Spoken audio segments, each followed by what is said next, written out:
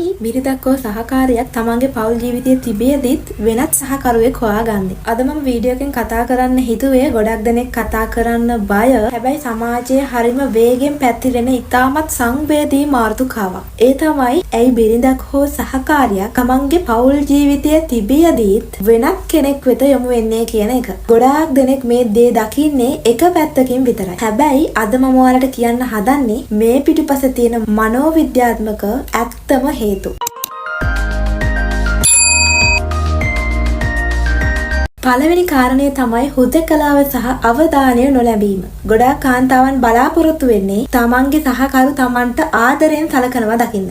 නමුත් කාර්ය බහුලත්වය නිසා හෝ එකිනෙකා අතර අවබෝධය නැතිකම නිසා ඇයට හිතෙනවා අය ගේ තුලම තනි වෙලා කියලා. ඇය තමන්ගේ අදහස් බෙදා ගන්න සහකරු සමග උත්සාහ කරනකොටත් සහකරු ඒක ගණන් ගන්නේ නැත්නම් ඇය ක්‍රමයෙන් මානසිකවම සහකරුගෙන් දුරස් වෙනවා. මෙන්න මේ දුරස් වීම තමයි අනියම් සම්බන්ධතාවයක අඩිතාලම වෙන්නේ. දෙවෙනි කාරණය තමයි මේ සංවාදයේ අඩුව. ඉතින් ඇයට තමන්ගේ හිතේ තියෙන දේවල් තමන්ගේ ප්‍රශ්න කාත් එක්කවත් කතා කරගන්න කාත් එක්කවත් බෙදා ගන්න බැරි නම් ඇය තමන්ව හොඳින් අහගෙන ඉන්න කෙනෙක්ව හොයනවා. මේක හරිම පුංචි දෙයක් වගේ පෙනුනත් කාන්තාවක් සම්බන්ධයෙන් මේක ලොකු බලපෑමක් එල්ල කරනවා. ඉතින් තමන්ගේ හිතේ තියෙන දේවල් වලට ඇහුම්කන් දෙන කෙනෙක් හමු වුණ විට ඇය ඔහුට සමීප වෙන්න පෙළඹෙන්නේ ඒ කෙනා තමන්ගේ හිස්තැන පුරවනවා කියලා හිතෙන නිසා. ඉතින් තුන්වෙනි කාරණය තමයි මේ ලිංගික තෘප්තිය නොලැබීම. පෞල් ජීවිතයක වැදගත්ම කොටසක් තමයි මේ කියන සමීපතාවය. බොහෝ පිරිමින් හිතන් ඉන්නේ කාන්තාවන් ලිංගිකත්වය ගැන හිතන්නේ නැහැ කියලා. ඒත් ඒක සම්පූර්ණයෙන්ම වැරදි. සහකරුගෙන් ඇයට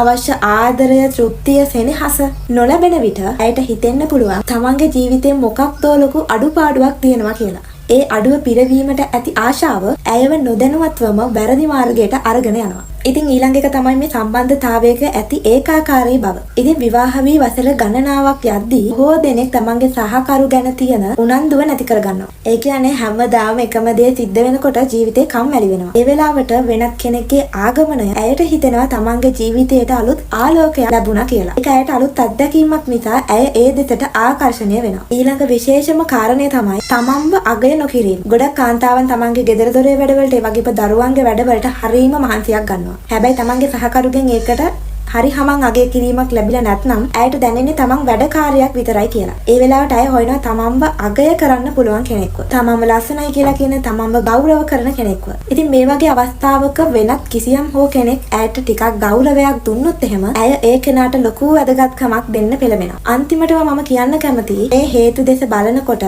කාන්තාවක් මේ වගේ වැරදි මාර්ගයක යන්න පෙළඹෙන්නේ බොහෝ විට ඇගේ හිතේ තියෙන ලොකු හිස්තැනක් පිරවීමට බව. මම මේ කියන්නේ ඒක හොඳ දෙයක් කියලා නෙමෙයි.